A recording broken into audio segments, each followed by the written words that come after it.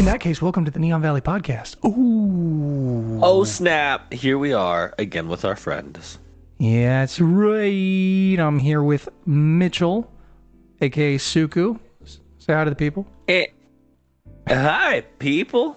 Meh. And I'm here with Tyler. And some people know him as Skorge.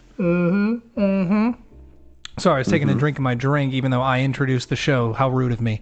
Yes, I am Skorge. Thank you all for listening. By the way, this is a dumb thing to point out, but I thought it was interesting that the last two movies we reviewed on our podcast both had main characters with the name Tyler in it, and we didn't point that out. Isn't that weird? Oh. Yeah. Fight Club in the menu. Yeah. That's really funny, actually. Yeah, and there's also a movie we'll be talking about a little bit later today, which if any of you are following along with the podcast, and maybe you watched it, it is free to watch on Amazon Prime, and it's only about an hour long. So if you want, pause the podcast now and go watch The Haunting of Dice Road 2. Totally worth it for this conversation. I promise No, it's not. you. I'm fucking kidding. Do not watch that bullshit. Do not pause this podcast to watch that pile of garbage. You know what? I'm just kidding. Maybe I love it. I don't know. It could be really good. This is going to be your next free guy project. No, it's not even worth that amount of effort. Okay. Anyway, all right, what do you want to start with some questions today, or do you want would you have a topic you want to bring to the table there, dear Tsuku? Yeah, let's take a look at the questions. I think we have some in the core. Join our Discord / at GameCrumbs Discord. Yes, absolutely. No, that is not that's not it. No, but the link will be in the description of our Spotify or YouTube, wherever you're listening to this. Okay, there's only two that were sent in today, but I think there's some from the previous podcast we never answered. So maybe there's some on there we could look through. But, all right, did you have one you wanted to point out?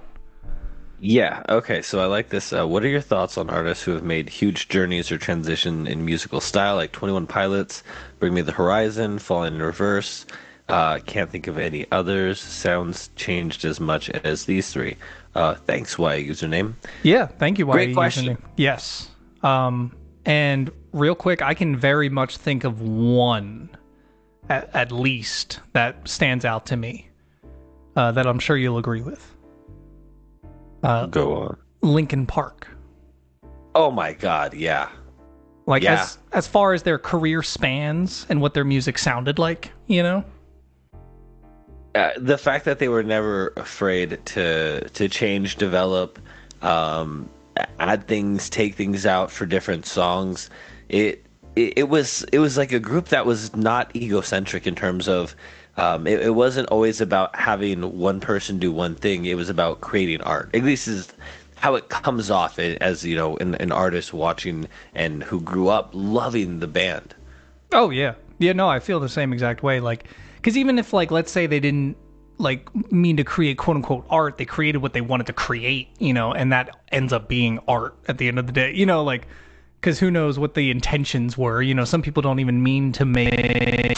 All right, so okay, hold on, I think we're back. All right, that was my fault. Damn it, Joseph hit the button. Joseph, yeah, you hit the button, the only button you shouldn't hit. There's literally one button on the keyboard. We talked about this. We gave him a specific keyboard that has no buttons off. Yeah, exactly. That's what I'm saying. Oh my God, it's unreal. So you open up a laptop and you look down and there's only one button in the center, and it says "Do not press." Jesus, that's dumb. Okay, God damn it. Linkin Park stands out to me, but I don't know what's your take on these kind of like transitions? Like, is there any bands or anything or musicians that you felt almost one that you fell off from because you were just like, I do not like the direction they're taking, whether or not you took it personally? Like, that's a whole different story. That's like another toxic conversation, you know, that could be had. But like, as far as that, were you ever just like, nope, no more, I'm good? Yeah, I definitely took a lot of things personally. Has nothing to do with our conversation. I just thought everyone should know. No, I'm trying to think. And okay, so you know me. There was two genres that I primarily listen to, and one I would say is like 80%, the other is 20%. It's predominantly hip hop and rap with another percentage of EDM. And so with rap artists, I feel like it's always a little bit different than with bands, right? With rappers, it's almost if you made a same style for so long, and you have artists that do, you fall off. So the good ones are able to grow. And I think that obviously goes for most music. But with bands, I feel like there's a lot more. I feel like fans get way more angry in sometimes like the rock spectrums than I feel like we see in the hip hop communities when somebody tries something different. I might be wrong. I can see that. I would say maybe not so much anymore.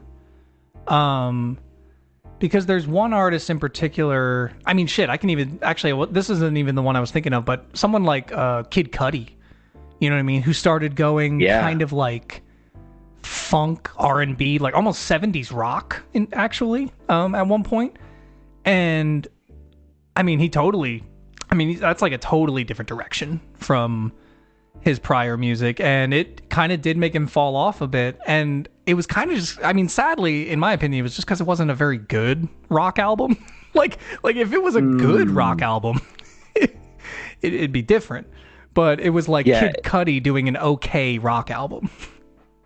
Yeah, it helps when you're good at it. I think I also think of things like what happened to Getter, where you just become like targeted and attacked by your own fans. And that to me is just kind of crazy that an artist can go through that. Yeah. Yeah, that's rough. Like, and especially when it comes to that, because with me, I think the way maybe we're biased to the music that we make because we're so open to kind of making different genres within that genre. Like, I know I don't know if I'm making sense, but like, for example, like I feel the same way about EDM that you do with rap. Like, because for me, Getter changing his sound wasn't even him changing his sound. Like, he just made slightly softer EDM music. And it's like, people were like, dude, you're totally... It's like, it's not like he became an acoustic folk artist. You sold out, like, what? Yeah, exactly. It was very strange. Oh, the artist I was thinking of, sorry, is Lil Yachty.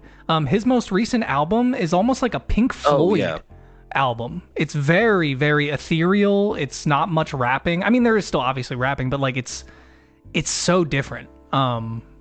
But people dig it.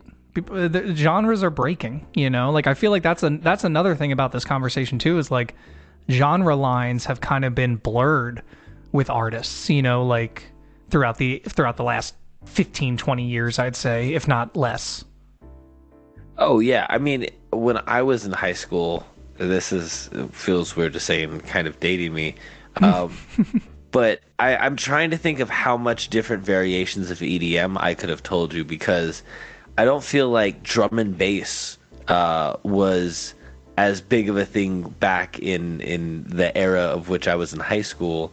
It was underground. I feel like it was house. Mm-hmm. House might have been kind of popping at that time.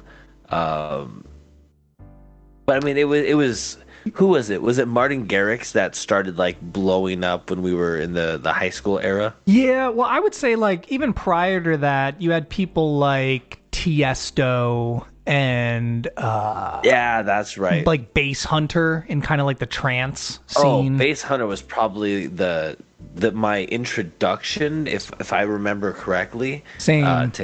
Oh, honestly though, you know who the biggest introduction for a lot of people was Benny Benassi. You know, push me, Satisfaction, and then just exactly that one. Okay, that one actually might be my original because, okay, here's a fun fact: that was probably one of the longest standing songs as my MySpace song that I had. That's great. Dude, those are one of my favorite facts about people these days, because it's like, what was your MySpace song? Like I says and because there's only a specific age group in which that question applies, and it says a lot. Even makes any sense. Yeah, what was yours? Honestly, I think Downfall of Us All from A Day to Remember was a long-standing one. It was the one that you go on my page and all you'd hear was da da da da da da da da da da Oh, I do know that song. Yeah. I was gonna apologize for not being familiar with the song, but knowing the band. But I do know the song. It doesn't matter what you tell to yourself because I sold myself and you just sit on a shelf. I don't Dude, think wow. those are Do you have the lyrics in front of you right now? How did you remember Shut them up, word I for hate word? you so That's much. insane. I got every word wrong. I I was one of those assholes that hid my music player on MySpace too. This probably doesn't mean anything to half the people that are listening to this, but yeah, I used to hide my music player. Enjoy the nostalgic endorphin burst. Yeah, exactly. Yeah, get some nostalgia.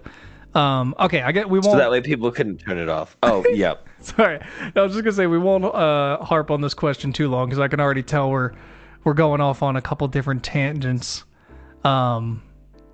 I don't know. Do you have any like final thoughts? What like does it bother you when an artist changes? Like that's the thing is like I've never had an issue with it. Whether or not I like it, I'm just kind of like, yeah, you do you, you know? Yeah, and it's one of those from a business standpoint, I almost understand.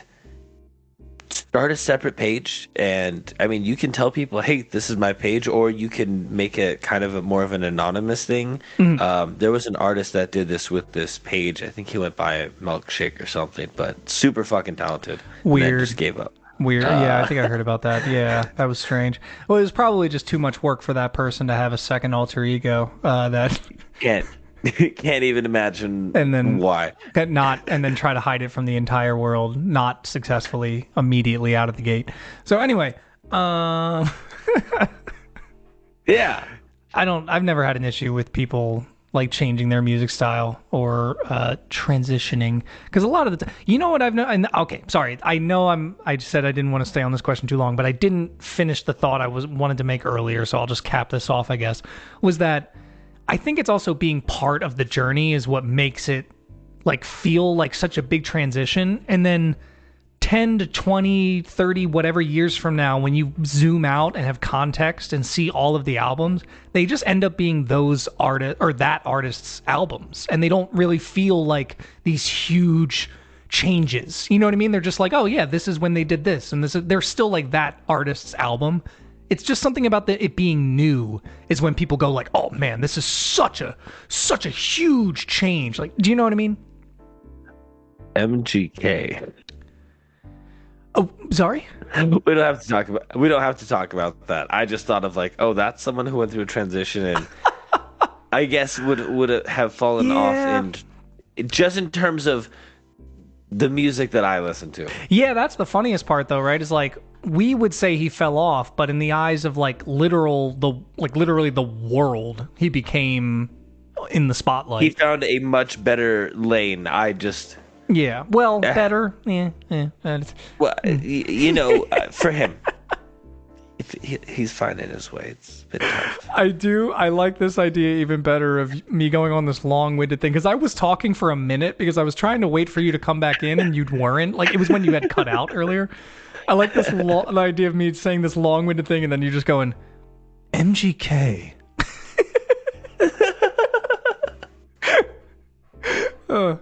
Okay, anyway. All right, let's jump into this second question here. And okay, I almost avoided this question because I had no idea what the fuck he was talking about. So I had to Google it, and then I was like, oh shit, I do remember hearing about this. So this is... Yeah, because I don't know what he's talking about. Yeah, okay, so this is from Sidian. He said that, discussed the idea, in fact, that something like 9/11 inspired a strange string of media, i.e. Fall Out Boy to Twilight to 50 Shades of Grey. So he has this he has this kind of wrong. That's also another reason it confused me, because it's not Fall Out Boy. And I know that doesn't explain anything for you, but...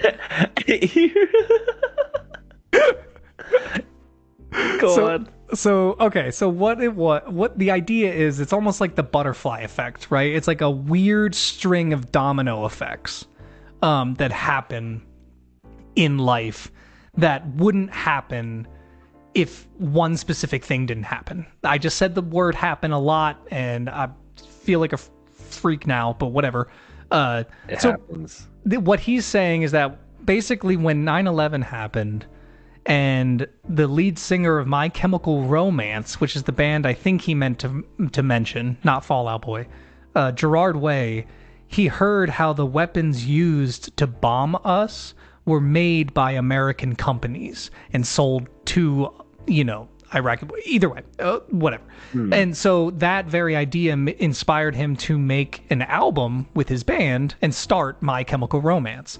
For lack of a better term, this is oversimplification, which we'll get into. And when he made this album, that album inspired Stephanie Meyer to write about vampires, because My Chemical Romance wrote a lot about vampires in their music, and Stephanie Myers was a huge fan of that. So she wrote Twilight, and Twilight... I had no idea. Yeah, and then Twilight created 50 Shades of Grey, because 50 Shades of Grey was basically a fan fiction of Twilight, which I think you already knew that. But... That's the one connection that I was familiar with. Yeah, so yeah, oddly enough. So the idea is, if 9/11 never happened, we never would have had 50 Shades of Grey or Twilight. And at this point, I'm thinking win-win-win. We lose My Chemical Romance, and that's a loss. That's a great band. It's one of the first concerts I ever went to in person, but I'm fine with that. I will sacrifice for the greater good. Yeah, I don't mind. But no, do you think that do you think that that's interesting and all, or have you ever heard anything about that type of thinking? I haven't, but I think it's interesting to me just in terms of, I guess, the way that I have my outlook on life, because though I am, religious in the sense, I still think the whole free will means we all have the opportunity to create whatever story we want for our lives. Again, if I'm taking it for that kind of biblical interpretation of free will being the greatest gift, then even though, a greater being like God might know the outcome, we still get to make those decisions ourselves through free will. So because of that, I think it's one of those, and there is a connection coming. I wouldn't be where I'm at regardless of all the good or bad things that have ever happened to me. And for better or worse, I am here where I'm at now.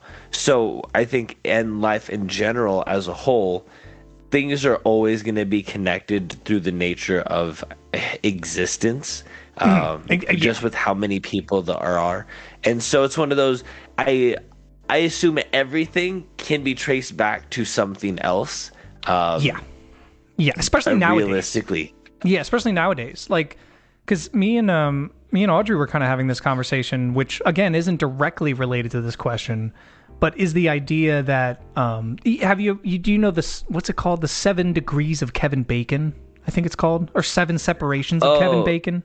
Yeah, where everyone is at least 7 people away from knowing Kevin Bacon. Yeah, or like having worked with Kevin Bacon directly in a movie. I think is like the standard, because the idea was, Kevin Bacon is in every movie, so gotcha. You could always connect him. But me and Audrey were doing this with actors, and like obviously, other than very obscure indie film actors you would pluck from like a campus in college or something, you can do this with almost every actor nowadays that you know of. And I feel like there's these like main connecting threads of like Leonardo DiCaprio, Brad Pitt, like Danny DeVito. Like there's things where it's like you can like, because I feel like there's so many different genres and actors don't commit to one specific type of role. And there's also more than just 7 popular actors in Hollywood at any given time, like there was in like the 80s and 90s. You know what I mean? Shit. Well, that's true. All we have is Chris Pratt, The Rock, and Ryan Reynolds right now. I forgot. My bad. I'm never going to let that go. You better learn to place trash. Either way, it was an interesting thought exercise to this thing, but we were like, God damn, you really can do it. But yeah, it's also the internet age, right? Like we all access to so much information and knowledge immediately. Yes, and it influences us immediately, when we read or see about it. Like, there's so much more art and film and all this stuff that, and music that I never, ever, ever would have had even come close to watching if it wasn't for something like the internet, So we're in a totally different timeline. Shout out to the internet and Tom from MySpace. Yeah, the ultimate conspiracy theory. Yeah, Tom was AI in the original internet. No, there was okay, I'm not going to go too deep into this rabbit hole, but I think you'll find this interesting. Is that I was watching a video about conspiracy theories, basically, and like how they spring up and who they affect the most, and who they're used to manipulate, and are they good, are they bad, are they good in some situations, that type of thing. And there was this one philosopher who said that the internet itself is a conspiracy theory because the very idea of a conspiracy theory is constantly connecting ideas that aren't necessarily connected, but you can just use one link to make them connect. So it's like the idea of you being on a website and being like, oh wait, hold on. Wait, well that's related to this website. And that brings me here. And if that brings me here, then that must mean that this is a reliable source. And it's like you create your own conspiracy theory by being on the internet because you're constantly following your own self-made links. It was a very interesting comparison that I hadn't thought about before. These are very philosophical responses to good questions, but I don't. Oh wow! If you would have told me these are the level of responses we would be giving to the questions that we got, I don't know if I would have expected that. No, especially when geez, you brought religion into it, man. I wasn't expecting that. You brought God into this. Yeah, bitch. I don't know where all of this came from. Man, you brought God up in this piece, dude. You didn't even ask him. Sorry. Now we have to put featuring God in the title. Well, he's always gonna want royalties. Oh God, who do you even send that to? Is that the church? Oh, here we go. I don't even know. All right, so you did say you had a topic today, right? Before we get into the movie conversation. Yes, we're making I good do. time. And so I'm going to send you right now a link, and this link is going to be so you can watch a quick TikTok video. And the nice thing is, because it's from a news article, or not an article, it's a news clip, I think we can actually play the audio, and then I'm going to explain the article that I'm discussing today. Okay, so you want me to play the audio through this clip? Yep. I can do that. Okay, here, I can set that up real quick. Hold on. Wait, what the fuck is this? Oh, this looks political. All right, hold on. Everyone that knows me, they know one thing. I hate rats. When we started killing them in Borough Hall, some of the same folks that criticizing us now called me a murderer because I was killing rats. Well, you know what? We're going to kill rats. The rats are absolutely going to hate this announcement. The rats don't run this city. We do. We have achieved a monumental victory in humanity's war against rats. We are taking the fight to the rats. This is not Ratatouille. Rats are not our friends. What the hell did you just make me watch, Mitchell? What was that? All right, so this is the news article that I wanted to introduce. It came out on the 14th of April, so we're a little bit past that, by Celine Martin on USA Today. Okay. Rats are going to hate Kathy. NYC appoints first ever rat Czar rat czar to crack down on rodents. There's actually a rat czar. There's someone whose job it is to kill actual rats. Isn't that an exterminator? Due to the high. This is a much bigger, you clearly don't know the intricacies of extermination and levels. Would you send a paintball team in to handle Al Qaeda? I'm glad you understand. I'm glad you get the severity of this. My favorite part was the woman who was like, "The rats are gonna hate this announcement." Like, dude, that, or it's like, they don't understand. They're not watching. You're talking to the humans. Oh, these people have to be just having fun, right? Like, they were told they have to make a rat announcement, and they were just like, "Really?" And they were like, "Okay." Like, I hope, just because, like, I hope they're serious. He was like, they called me a murderer. You know what we're gonna do? Kill rats. I'm gonna kill some rats. I got that. You know what? If I was still 17, that would be the first thing I would have done right now is made that a dubstep drop. Is because I mean that's just begging. That sounds right. Yeah, that's begging for a 2011 dubstep remix. Just they call me a murderer. That's the tagline. I'm gonna kill some rats. Yeah, no, that's classic. And you know the thing about killing is it's a great segue into our spooky movie. Oh man. I've been dying to talk about this film with you that I just watched only 4 hours ago. I'm glad I didn't hold on to this movie too long. If I watched this like right after the last time we recorded our podcast, I think I would have seethed for like a week until I was able to explode it all out into this podcast. So, you know, I'm glad I did it on the same day. Oh yeah. That's you know what so why don't we have you just take me through the story? Okay, so my first, and I know we're not focusing on notes here, and this isn't necessarily a note. It's what happens. The movie just fucking. And also What? Sorry. I was saying, what was your expectation before you realized what was happening? Oh, we'll get to that. The movie just started. Okay, because it's on Amazon Prime, right? And I know this sounds weird, but I was on Amazon Prime, and I'm like, oh, it's for free. Here we go. I pressed play, and there's already someone talking. Like, I just pressed play, and he's like, yeah, we've been living here about 10. And I was like, what the fuck? I was like, did I start this the other day? And then, nope. 0 seconds in, there's someone talking from the first frame of this movie. It blew my mind. I've never seen it before. I don't think I've ever experienced. It's called not wasting time. It's efficiency. They're maximizing. Dude, I'll give it the that. time they have to grab your attention. I'll give it that. It's only like an hour and 15 minutes long, I want to say, or something like that. And a lot of that 15 minutes in the end are credits. They use every second. Yeah, so thank you for that. I appreciate that part. So, okay. The movie opens on this couple who are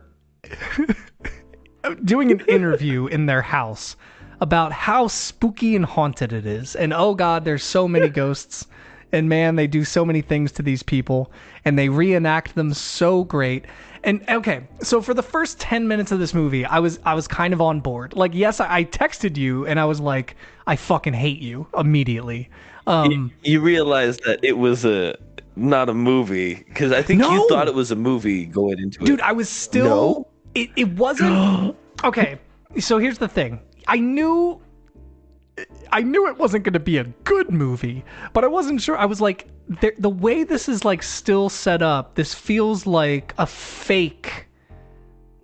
like fake documentary kind of movie. Yes, a mockumentary. This is going to be like... Because I kept thinking that halfway through, real shit was going to happen. And, okay, I guess someone out there who really loves this movie could argue you just made, like, that 13 people really mad. Yeah, they're like, dude, real shit did happen, whatever. Nothing happened. Nothing happened in this movie. Okay, so anyway, it starts off strong, because this couple is great. I love their not acting and acting. It's incredible. And there was a few questions that arose. Most of the notes I took were at the beginning when I thought it was still a movie, because I was a little confused.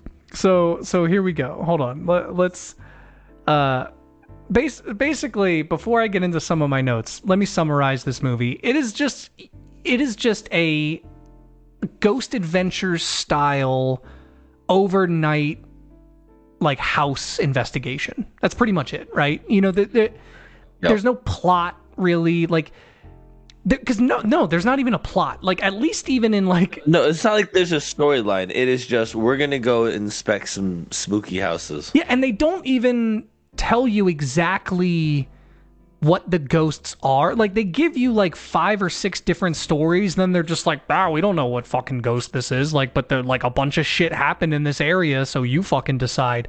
And It's so either way, it's just that. Okay, my first note is just a quotation from the grandfather, the dad or whatever, and it just says, "Your peripheral vision."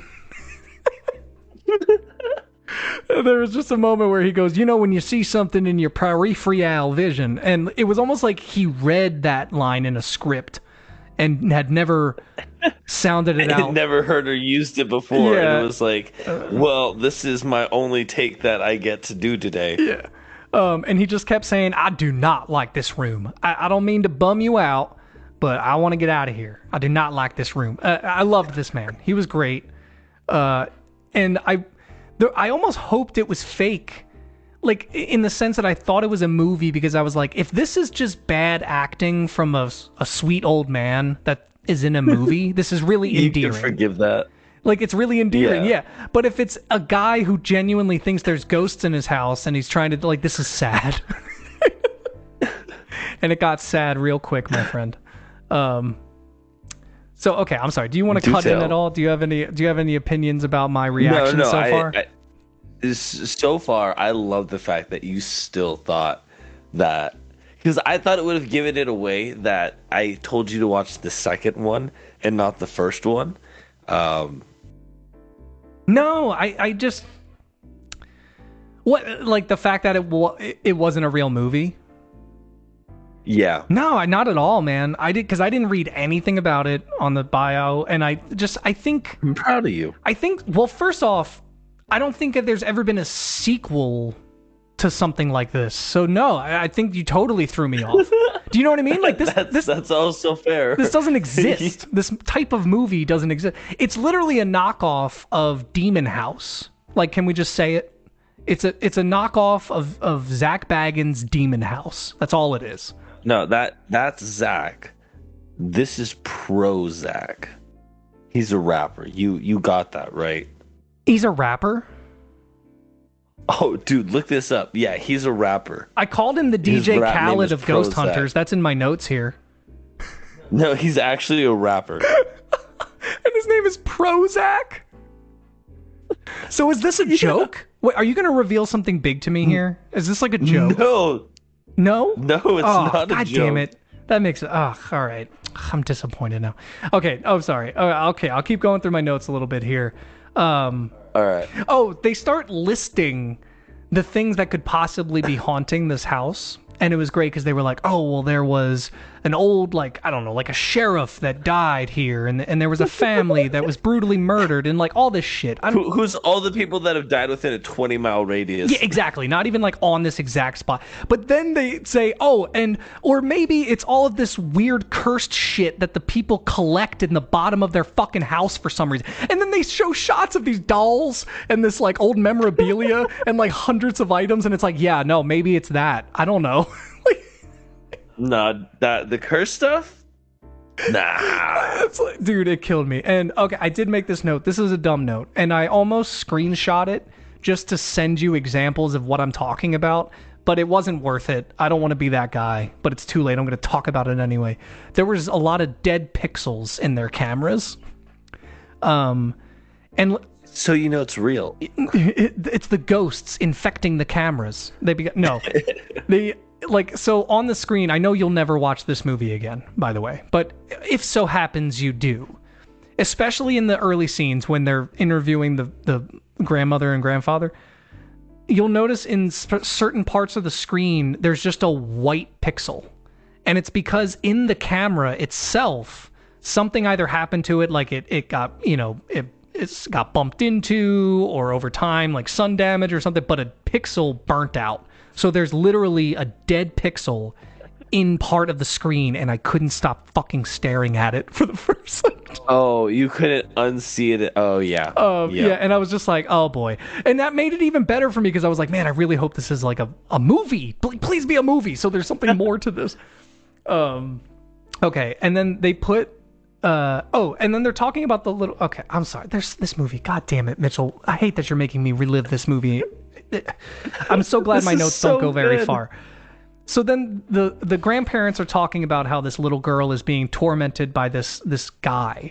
And when they asked the little girl to describe him, she said he had a whole black face. Like it was like a... And then they you can hear someone be like... And she's like, it's like he didn't have a face. And I swear someone heard her say black face and they were like, no. Wait, there wasn't a face. There was no face. The absence of face. It's no face. So they're talking about this girl being tormented. Like, literally, they think that there is a person stalking her or a possible ghost in her room. And then they keep talking about how they're like, well, yeah, good night. We're going to leave you in your room alone. Why don't you just, maybe sleep in the room with her or let her sleep in your bedroom or, put a camera in there? It didn't make any sense to me because they were just like, well, yeah, we would put her to sleep every night alone in this bedroom and lock the door. And then, man, she would see this weird, creepy guy in the corner. And it's like, maybe don't leave her alone in the... There's nothing we can do about it, though. Yeah, man, this guy, well, that's his business. I'm sleeping. I can't be bothered. Oh, by the way, this is a genuine question now because at the time of writing this, I wasn't sure if it was a genuine question, but I guess it is now.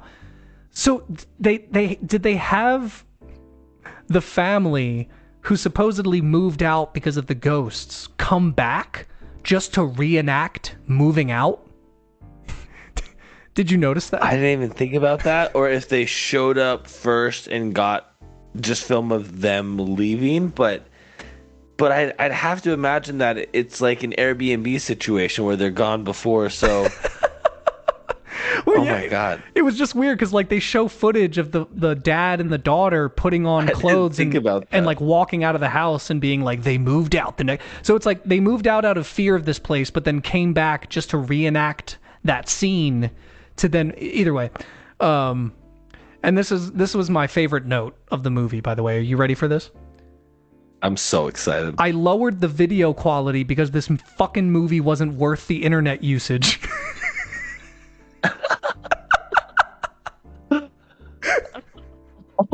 Oh my God. I went to the settings. I went to the settings in the top right by accident. It hovered over it and it said it was using 6 gigabytes an hour of internet. And I was like, this movie is not worth 6 gigabytes an hour. Shove that down to half quality. That's hysterical. That's what made the difference. That's where you missed all the juicy stuff. You're right. I couldn't make out all the clear details. No, it actually still looked really good. It literally didn't change the quality at all. I didn't understand the difference, but it saved me 5 gigabytes of data, so fuck it. Gamer tick. All right, this is where my notes start wrapping up, so we'll have to start going off memory here. But okay. So there's I almost want to post this review on YouTube so I can intercut some of the scenes from this fucking movie in between what I'm talking about. Because there's a great part where they're setting up and he's showing off all his cool fucking Zach Baggins tech. He's like, look, if anybody gets close to this thing, it'll make a weird noise, which is never used again. And explode. Yeah, it's never used again. And then we'll be able to verify ghosts on our own. Yeah. Using the naked eye. But he sets up all the stuff and then he goes, all right, let's get started.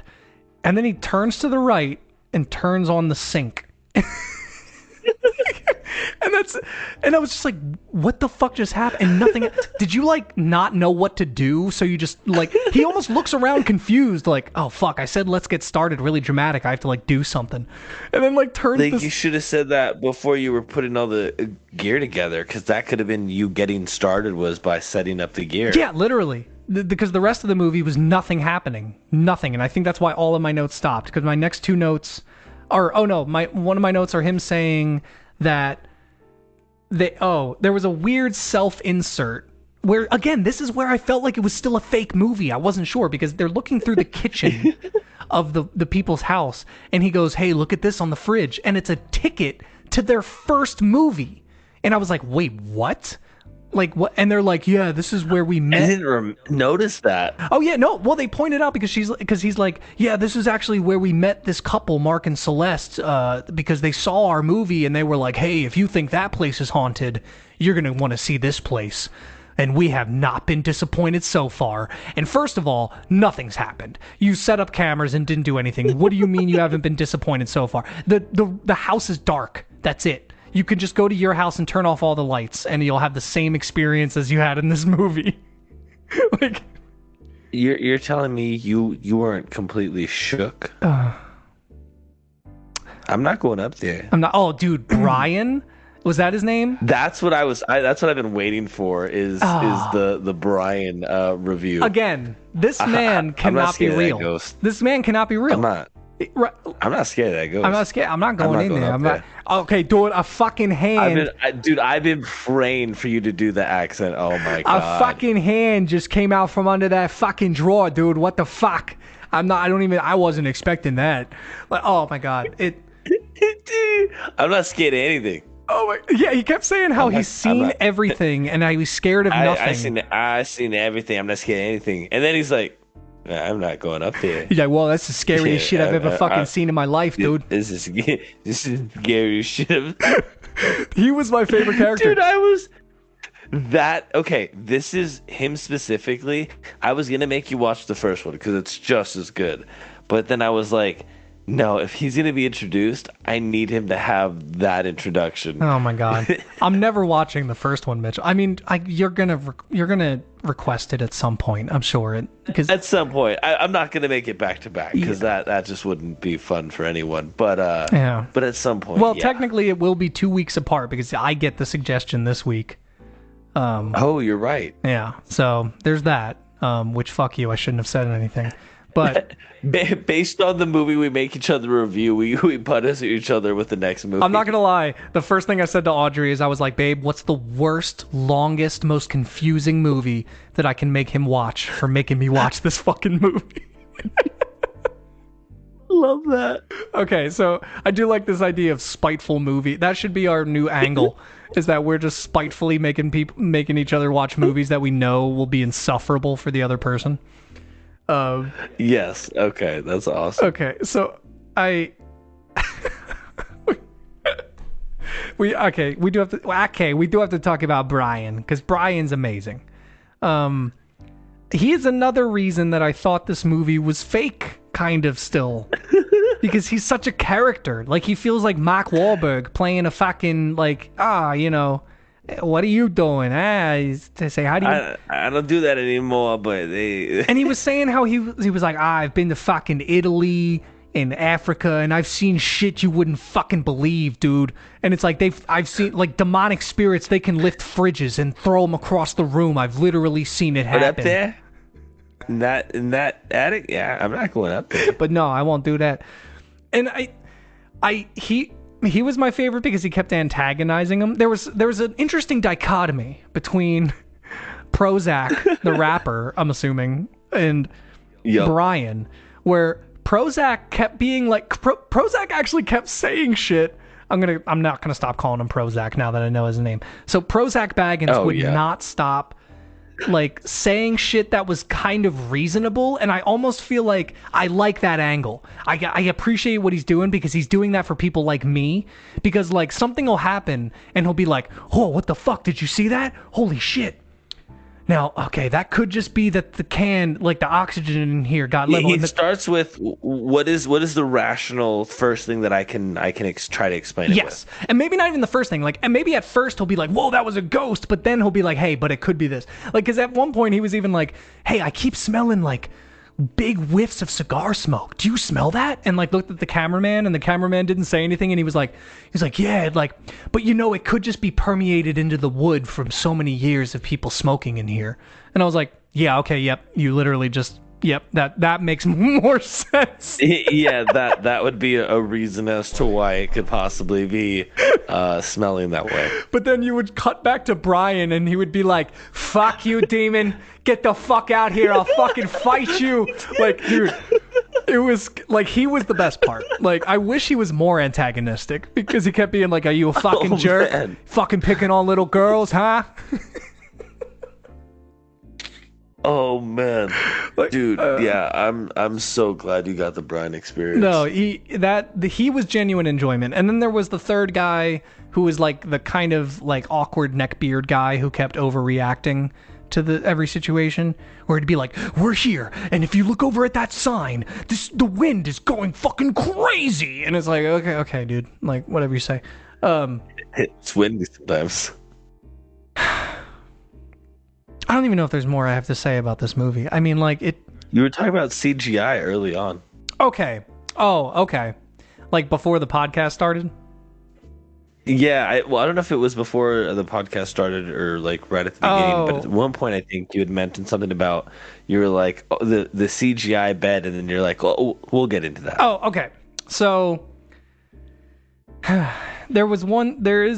there's like 3 or 4 scenes, right, where, and maybe even more, where they like slow it down, zoom you in. You know, they do the classic Ghost Hunters thing. They're like, we got something. Yes. They show something that they quote unquote videotape. Yes. And what always happens in these scenes is that they show you the clip and nothing happens, and you go, what? What the fuck? What? Nothing happened.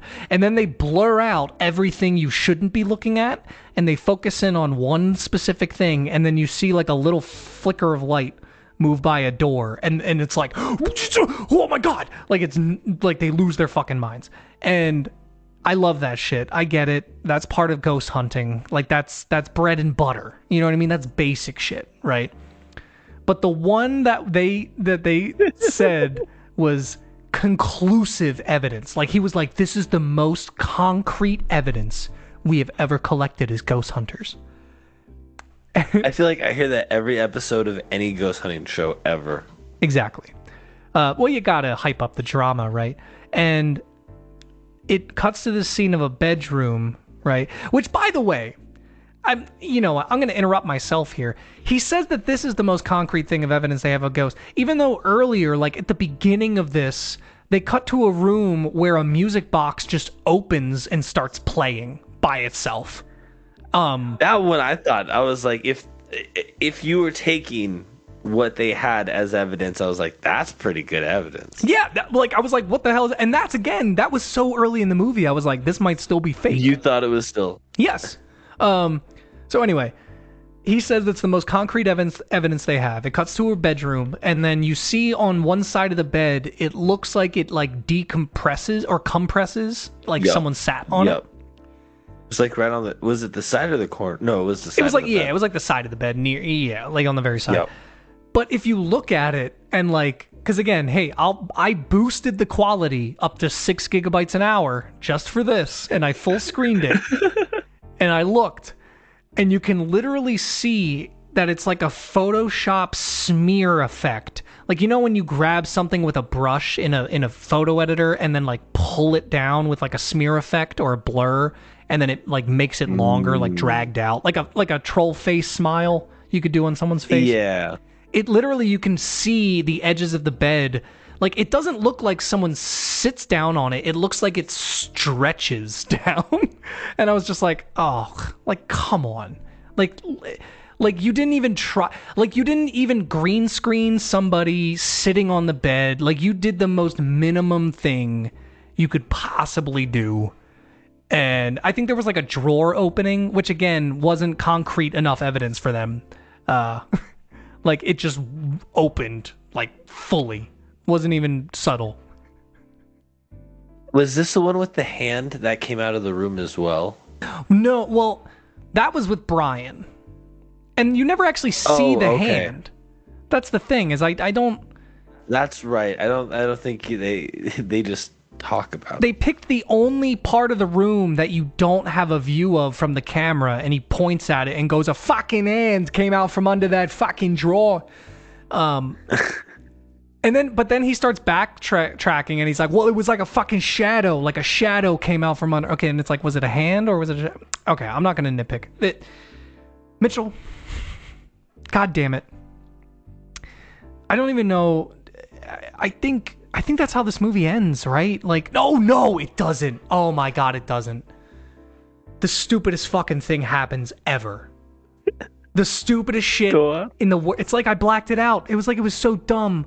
I was like, okay, so this is why I say it's like a ripoff of Demon House, right? Because if I remember correctly, at the end of Demon House, Zach Baggins locks himself into this house alone, and then the spooky ghost scares him so badly he goes slightly blind, and he needs special glasses now. Is that correct? I'm trying to remember. I think it was that. Yeah, I think that was a Demon House incident. Yeah. So yeah, his spooky ghost scared him so bad he's blind. So in this movie, spooky ghost scares man so bad he gets scratch on top of head. Like, and they keep cutting between these two scenes where it's like this one guy is uncovering like a secret suitcase covered in asbestos, which is different from all of the other fucking suitcases in the entire attic. For some reason, this one, it's kind of under this floorboard. It's a spooky one. Yeah, this is spooky. Let's really focus on this. And it's cutting between him being scratched by this funny ghost demon silly boy, and them opening up this chest.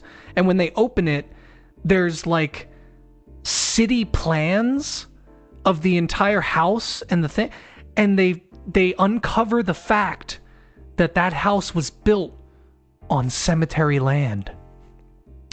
And that's it. That's See, this is where I would like to give them a little bit of movie advice. Okay, so Prozac, my man, if you're listening to this right now, okay? I've never directed a movie in my entire life. I've never even written an entire script, okay? But I've watched a lot of fucking movies, and I have a lot of opinions. And what you should have done was have had that reveal come halfway through the movie, because you just busted the gates open, buddy.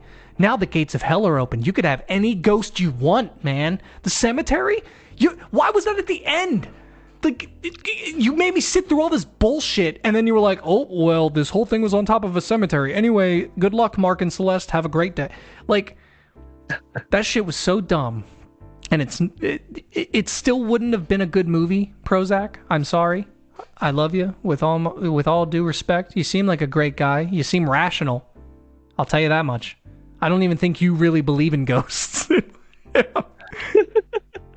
He's just trying. This is him trying to convince himself they're ghosts. I also think they added CGI breath to them at certain points to make it look colder in there than it actually was. But I don't know. Oh, I didn't think about that. Yeah, I don't. So what would you rate this? Dude, like a 2 out of 10. It's a 2 out of 10. I don't even know why I'm giving it 2. I think Brian and that first 10-15 minutes with the grandparents was like grade A fucking documentary. Because if halfway through this movie shit went off the rails and it was actually like again, like a fake movie, and then a demon started like killing them all off one by one, I would have been like, oh shit, okay, this is fun. Like, because it didn't do anything. It didn't do anything. What point did you realize this is not a mockumentary? Like, okay, when I realized it wasn't a mockumentary was about 11 minutes in. Maybe even less. It was whenever the crew, I think I even texted you. It was whenever the crew did their badass walking into the ghost house scene where they... Oh, yeah. That's when I figured you had realized this is not a movie. Yeah, there was still like 5% of me that was holding on to hope. This wasn't me thinking this, like, I didn't think it was going to be a fake movie or a mockumentary or anything like that, but there was still 5% of me that was like, please trick me and make this something more than what I'm about to sit through for the next 45 minutes. 2 out of 10. 2 out of 10. I'm sorry, Mitchell. I'm sorry I didn't let you talk about it, but honestly, there was nothing to talk. Like, what did you like about this? Because I know you're about to rate this well. I know you're going to rate this high, motherfucker. I know you are. And I know you're going to, and you have to Bro, this is like 200 out of 10. It's just so... Give me No, okay. The same kind of reason that I think you found Prozac to be appealing was the same reason why I liked this series. Was I feel like his first, well, maybe not that first, but once he collects himself, he always starts with what's rational. Whereas other ones, it's yep, that's a demon. I've seen this demon before. Specifically. Yeah. He hates coffee beans. Like, what? What? I didn't catch that part. There's like lore to Prozac? and that's where it's... I almost think the fact that they didn't have an order to the movie that would have been, oh, wow, this is a cemetery. I think they tried to make it real. Dude, those like, maps make were it so feel fake. real. Those maps were so fake. There's no way that they uncovered the actual maps. You're telling me that they wouldn't be just randomly kept in a suitcase that was clearly different than all the other suitcases in this one. Okay. Random house. Now, okay, let me rephrase this, because I'm sure some know-it-all, if this happens to get listeners, will try to prove me wrong. Maybe the maps are real, but I think that they were brought to them at the very beginning of the stages of doing this, and they thought, like, oh, you know what would be a really dramatic way to tie this all up? Is if we found these in your attic in, like, the last act. Because, like, it was just too... Life is not that serendipitous. You know what I mean? Like, the cameraman's foot falls into the attic hole that happens to be on top of the briefcase that holds the secret to the cemetery being under this house, while the man... That's movie writing. Yeah, while the man is being scratched in the head in the other room by the ghost. High drama situation. Yeah, man. Like, that was movie writing 101. And that's why I'm saying you can't have your cake and eat it too. If you want this to be a raw, hardcore, like, we're going into a house and hunting ghosts, that's fine. I'm still probably going to be bored because that's not really my thing. That, you know, if I'm just being honest. Let's make one. But at least that's being honest. You know what I mean? At the end of the day.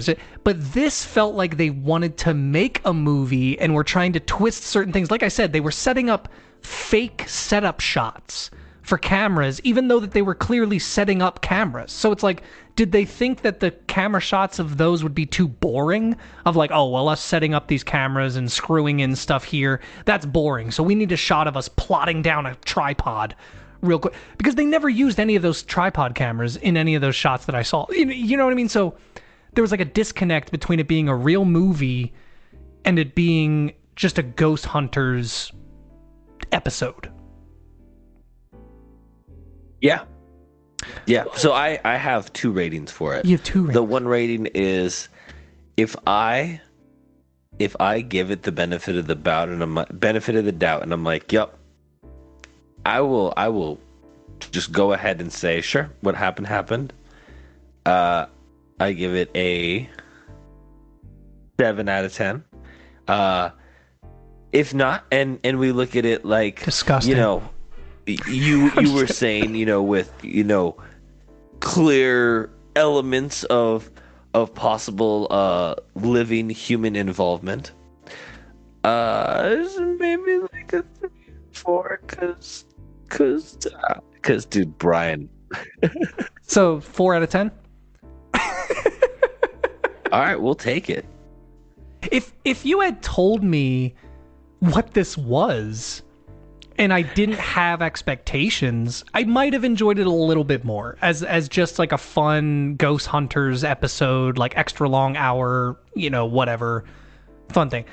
But not, Interesting. I thought it was going to be like a zombie movie or something. Like, the name was so dumb that I was like, is this just like a cheap sci-fi channel zombie movie? One of those free websites you can watch shows on. All right. I might cut some of this out, but let me do some thinking here. All right. Well, real quick. Okay. Any final thoughts on the movie you wanted to say or anything like that? No, I think you actually recapped it well, and I'm glad we got to discuss the Brian situation. But no, I think that was a great kind of recap, and I think we did it well to keep it within the time frame we were shooting for. Yeah, I actually talked about it longer than I even wanted to. God damn it. God damn it, I hate you, Mitchell. You like it? 2.5. I hate you so much. All right. So this week it is my recommendation. So, all right, we're gonna do it. I'm gonna make you do it. I'm sorry. It's called Southland Tales. Southland Tales. Southland Tales. Yeah, you know what? You can even Google it now. It won't help you. Reading a synopsis, Googling it, it won't help you. But let me read some of the actors in this movie. Okay, you ready? Hold on. Let me bring this up. Sure, go for it. All right. We have Dwayne "The Rock" Johnson. Okay, sure. And mind you, this was 2006. This is before. Oh. Yeah. This is before his big breakout. So we have Dwayne "The Rock" Johnson. We have Sean William Scott of Role Models and American Pie fame. Oh, yeah. And we have Sarah Michelle Gellar of Buffy. And I think... Oh, and Justin Timberlake. What? Yes. Although it looks like he's had his name removed from the cast list. Oh, my God. All right, Southland Tales looks like it's on Amazon Video. So yeah, if you want me to send you $3.99 or however much it costs, just let me know after you watch the movie. Don't worry, don't worry. I'm very much looking forward to this. Well, thank you for joining us. Yes, thank you very much. And again, if you do not want to be spoiled for Southland Tales. Sucks to be you. Yeah, no, watch that before next week's episode, and we'll be sure to talk about it. And again, join the Skorge Discord. Links will be in the bio of whatever you're listening to this on. Anything you want to plug here, Mitchell, or say to the people? I just want to thank you, beautiful people, and I've started to post on TikTok, so go follow me on TikTok at Tsuku, LAWDTSUKU.